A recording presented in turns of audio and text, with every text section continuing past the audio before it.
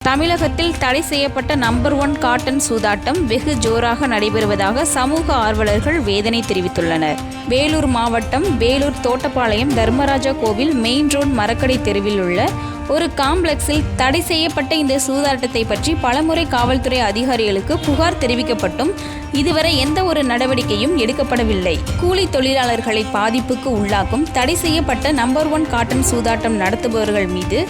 வேலூர் மாவட்டத்திற்கு புதியதாக பொறுப்பேற்ற நாளிலிருந்து சிறப்பாக செயல்பட்டு வரும் மாவட்ட ஆட்சியர் சுப்புலட்சுமி IAS அவர்கள், மாவட்ட காவல் கண்காணிப்பாளர் மணிவண்ணன் IPS அவர்களும் வேலூர் தோட்டப்பாளையம் தர்மராஜா கோவில் மெயின் ரோடு மரக்கடை தெருவில் உள்ள ஒரு காம்ப்ளெக்ஸில் சட்ட விரோதமாக காட்டன் சூதாட்டம் நடத்தி வரும்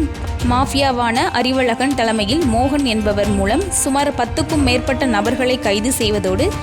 சட்டவிரோத செயல்களுக்கு துணை போகும் காம்ப்ளெக்ஸ் உரிமையாளர்களையும் சூதாட்டம் நடத்துபவர்கள் மீதும் கைது செய்து பிணையில் வராத அளவிற்கு நடவடிக்கை எடுக்க வேண்டும் என பொதுமக்களும் சமூக ஆர்வலர்களும் கருத்து தெரிவிக்கின்றனர்.